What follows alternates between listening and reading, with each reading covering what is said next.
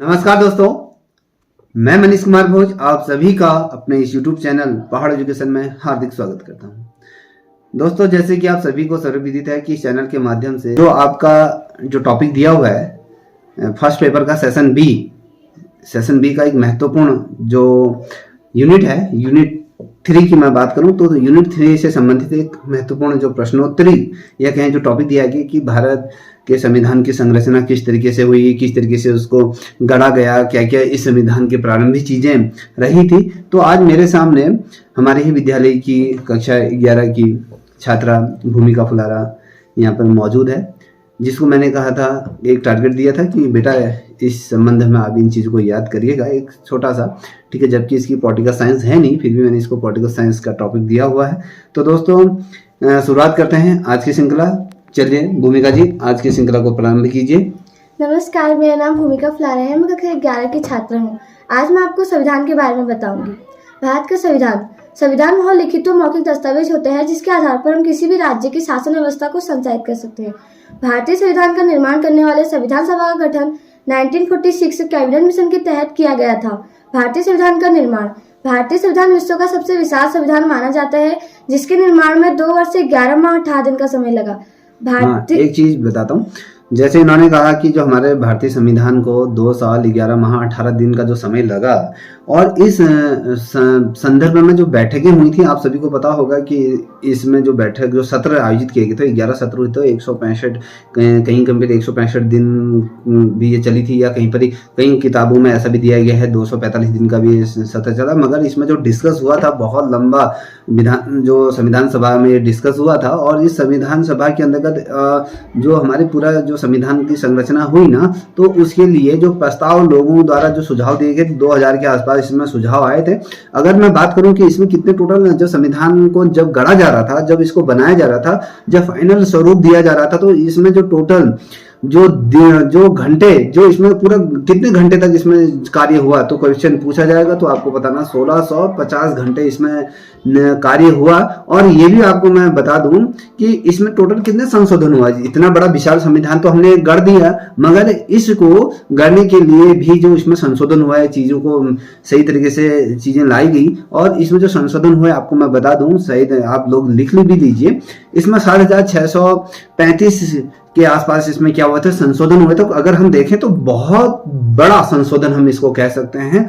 और भारत का जो संविधान है, इसीलिए विश्व का सबसे बड़ा संविधान इसीलिए कहा गया है, क्योंकि यह लिखित है। और सभी देशों से जो हमने जो नीति निर्देशक स्रोत तत्व है, जो हम कहें तो जो स्रोत हमने जो धारण किए हैं, वो स्रोत इसीलिए धारण किए हैं कि हम उन देशों से कुछ अच्छी चीजों को हम अपने संविधान में अडॉप्ट करें और उसके अनुकूल हम अपने संविधान को बनाएं। आज अगर हम देखें, विश्व का इतना बड़ा जो संविधान है, हमारे संविधान में भिन्नता, एकता, अखंडता, जो तमाम चीजों को लेके चलती है। इतने बड़े देश में जिस तरीके से अलग अलग कम्युनिटियां निवास करती हैं, सभी को एक साथ एक सूत्र में पिरोने का, जिस तरीके से बाबा साहब अम्बेडकर और जो ड्राफ्टिंग कमेटी या जो संविधान सभा के जितने भी सदस्य थे, जिन्होंने इतना खूबसूरत जो संविधान जो रचा, जो आज भी निरंतर इसी के अनुसार हमारा पूरा देश संचालित हो रहा है। कहीं ना कहीं हम विकसित राष्ट्र की तरफ बढ़ रहे हैं। तो ये कहीं ना कहीं जो हमारे संविधान द्वारा जो चीजें दी गई है, वो कहीं ना कहीं इसमें अपना एक अहम भूमिका निभाती है। भूमिका आगे बताइए। भारतीय संविधान का गठन 1946 में कैबिनेट मिशन के तहत किया गया था। इसकी पहली बैठक 9 दिसंबर 1946 में संसद भवन के केंद्र कक्ष से प्रारंभ की गई थी, जिसमें डॉक्टर सचिदानंद सिन्हा को अस्थायी अध्यक्ष चुना गया। और उसके बाद 11 दिसंबर 1946 में भारतीय संविधान की दूसरी बैठक प्रारंभ की गई, जिसमें डॉक्टर राजेंद्र प्रसाद को स्थायी अध्यक्ष चुना गया। और फिर 13 दिसंबर 1946 को पंडित जवाहरलाल नेहरू ने उद्देश्य प्रस्ताव प्रस्तुत कर संविधान की आधारशिला दी। हाँ, एक चीज और बता दो, कभी क्वेश्चन बनेगा, क्योंकि आप लोग प्रतियोगिता परीक्षाओं की तैयारी कर रहे हैं, जितने भी बच्चे इस वीडियो को देख रहे हैं, तो निश्चित रूप में आप ये देखिएगा, जिस तरीके से भूमिका ने इस कॉन्सेप्ट को समझा है, तो इसी तरीके से आप लोग भी ये चीज को करिएगा, ठीक है। जैसे इन्होंने कहा कि उद्देश्य प्रस्ताव, क्वेश्चन बनता है कि उद्देश्य प्रस्ताव किसने पारित करा था, तो आपको पता होना चाहिए कि जवाहरलाल नेहरू द्वारा इसी को लाया गया था, जो बाद में जो आपकी प्रस्तावना, जो उद्देश्य का, जो हमारे संविधान की आत्मा भी कहलाई गई है, तो ये इनके द्वारा वो कहा गया था। चलिए, भारतीय संविधान में कुल सदस्यों की संख्या 389 थी, जिनमें से 292 सदस्य प्रांतीय विधानों से थे और 93 सदस्य देशी दस्तरों से थे और 4 सदस्य कमिश्नरों के 4 प्रांतों से थे। 10 लाख की जनसंख्या पे एक सीट प्राप्त होती है। 3 जून 3 जून 1997 1947 को 3 जून 1947 की योजना के तहत पाकिस्तान के लिए एक अलग संविधान सभा की स्थापना की गई। देखिए क्वेश्चन पूछा जाएगा कि कब किस योजना के तहत पाकिस्तान के लिए अलग प्रांत का क्या करा गठन किया गया, विभाजन की बात करें तो 3 जून 1947 की योजना के तहत किया गया था, जो पाकिस्तान को क्या किया था, एक अलग संविधान की सभा का यहाँ पर स्थापना ये की गई थी। तो जब ये स्थापना की गई थी तो जैसे इन्होंने कहा कि जो टोटल जो संविधान सभा की जो कुल सदस्य संख्या, इन्होंने जैसे कहा कि आपके 389 जो सदस्य थे, अगर जब ये योजना आई थी पाकिस्तान को अलग करके, तो यहाँ से अगर हम देखें तो हमारी जो टोटल जो स्ट्रेंथ जो रह गई थी वो कितनी रह गई थी, 299 टोटल हमारे जो सदस्य संख्या जो रह गई थी। क्योंकि पाकिस्तान का जब विभाजन हुआ तो इसमें से जो हमने कहा कि 389 जो सदस्य थे उसमें से कुछ वहां चले गए और जो टोटल जो रहे वो आपके 299 सदस्य हमारे ये प्रांत में रहे, जिसके अंतर्गत आपको 299 जो थे प्रांतों से जो आते थे और 70 आपके जो देशी रियासतों से थे, जो ये तमाम चीजें आती थी। चलिए भूमिका आगे बढ़ी। संविधान के निर्माण में अनेक प्रकार की समितियां बनाई गई, जिसमें डॉक्टर भीमराव अंबेडकर की अध्यक्षता में 7 सदस्यों की प्रारूप समितियां थी। सबसे महत्वपूर्ण समितियां, प्रारूप समितियां, सबसे पहली डॉक्टर भीमराव अंबेडकर अध्यक्ष, दूसरी एन गोपाल स्वामी आयगर, तीसरी अल्लादी कृष्णा स्वामी, चौथी के एन मुंशी, पांचवी मोहम्मद सादुल्लाह और छठी डीपी खेतान और सातवीं एन माधवराव।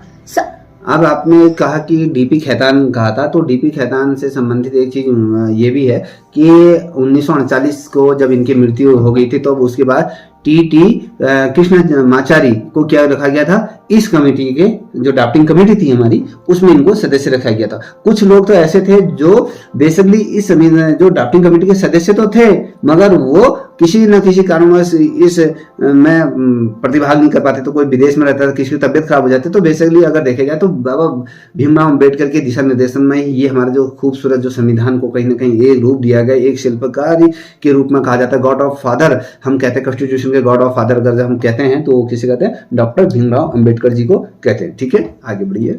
महत्वपूर्ण समितियां एवं अध्यक्ष समितियां, एक याद रखिएगा, जो ये समितियां बता रही है ना, तो ये समितियां पूछी जाती हैं, इतना ध्यान रखिएगा, बहुत ही ज्यादा महत्वपूर्ण है कि कौन सी समितियां कब पूछी जाती है, वो तमाम चीजें वो पूछी जाती है। तो इन समितियों को आप बेसिकली ध्यान में रखिएगा कौन सी समिति कब है। ठीक है, चलिए।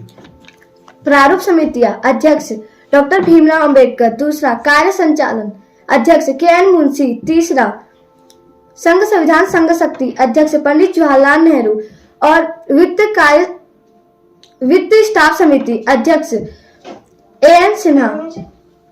संविधान 26 नवंबर 1949 को बनकर तैयार हो गया था। इस दिन अध्यक्ष के हस्ताक्षर के समय केवल 284 सदस्य ही उपस्थित थे। देखिए, जिस दिन संविधान को फाइनल स्वरूप दिया जा रहा था तो उस दिन जब ये हमारे संविधान में जब डॉक्टर राजेंद्र प्रसाद जी जब राष्ट्रपति के पद पे थे या इनकी अध्यक्षता में जो चीजें हो रही थी, तो उस समय इस जो ये संविधान में जो हस्ताक्षर हुए थे तो उसमें जो कुल जो सदस्य संख्या वहां पर मौजूद थी वो आपके 284 सदस्य वहां पर मौजूद थे। इसी दिन भारत के राष्ट्रपति के तौर पर डॉक्टर राजेंद्र प्रसाद को नामित भी किया गया था। तो ये याद रखिएगा कि कितने सदस्यों द्वारा इसमें टोटल सिग्नेचर किए गए थे। आपके 284 सदस्य थे टोटल। अभी वैसे तो बात कर रहे थे हम कि भैया यहाँ पर जो टोटल संख्या कितनी थी, 299 थी। तो उसमें से जो हस्ताक्षर हुए, जो पूरे तरीके से आज भी आप अगर देखोगे जो संविधान की ओरिजिनल कॉपी है, अगर उसको देखोगे तो उसमें ये सभी लोगों के आपको सिग्नेचर देखने को मिल जाएंगे। ठीक है, चलिए।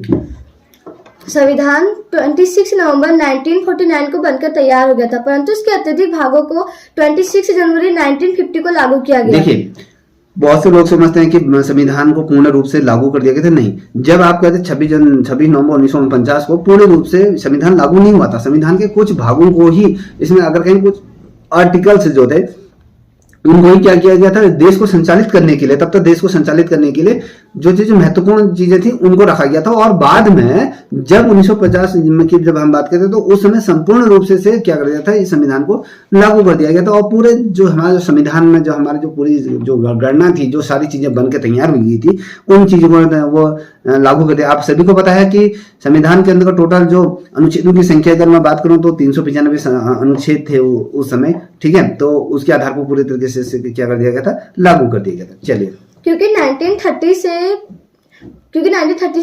30 में संपूर्ण भारत से 26 जनवरी को स्वाधीनता दिवस के रूप में मनाया जाता था। इसी कारण 26 जनवरी 1950 को प्रथम गणतंत्र दिवस मनाया गया। संविधान की अंतिम बैठक 24 जनवरी 1950 को प्रारंभ की गई, जिसमें संविधान द्वारा डॉक्टर राजेंद्र प्रसाद को भारत का राष्ट्रपति चुना गया। नवनिर्मित संविधान में 385 सदस्य, हाँ बोलो, आराम से बोलो। नवनिर्मित संविधान में 395 अनुच्छेद थे और 395 अनुच्छेद थे, ठीक है। चलिए बताइए। और 22 अनुसूचियां और 22 भाग। और वर्तमान समय में उस समय अगर हम भागों की बात, जैसे इन्होंने अनुच्छेद की बात करी तो अनुच्छेद 395 थे। अगर भाग की बात करते तो आपके भाग उसमें 22 भाग उस समय थे। और साथ ही अनुसूची की बात करें तो अनुसूचियां भी उसमें क्या थी, 22 ही थी। और अगर हम देखें तो बाद में वर्तमान समय में, अगर हम वर्तमान समय की अगर बात करते हैं 950 कि उस समय कितने हो गए, 450 के आसपास, 450 से ऊपर के अभी तक हमारे संविधान में संशोधन हो चुके हैं। तो उसके अकॉर्डिंग अगर हम बात करें तो आपके यहाँ पर जो आर्टिकल है वो 450 से अबव अभी हैं वर्तमान समय में। और अगर कहते हैं जो भाग हैं वो आपके 22 हैं और आपकी अनुसूचियां जो है आपके 12 अनुसूचियां ये है। तो ओवरऑल हमने एक छोटा सा ये रिव्यू वीडियो तौर पर लाए थे कि हाँ बच्ची कितना याद कर सकती है। तो आप लोगों को भी इसी तरीके से चीजें याद करनी है। उसके बाद हमारी जो बिटिया है वो आपके देश का जो प्रथम जो अंतरिम सरकार का जिस तरीके से मंत्रिमंडल का गठन हुआ था, हम उसके बारे में वीडियो लेके आएंगे। और निरंतर ये सीरीज इसी तरीके से कंटिन्यू रहेगी। उसके बाद हम हर चीज को लेके चलेंगे, चाहे वो भारत के राष्ट्रपति की बात करें, प्रधानमंत्री हो या उपराष्ट्रपति हो या फिर राज्यपाल हो या मंत्रिमंडल हो या कार्यपालिका हो या न्यायपालिका हो, सभी भी हम डिस्कस करेंगे। तो ये सारी चीजों को आप ध्यान में रखिएगा, ठीक है। अगर ये वीडियो अच्छा लगा हो तो अपने दोस्तों को भी साझा करें। तब तक के लिए इतना ही। जय हिंद, जय भारत, जय उत्तराखंड।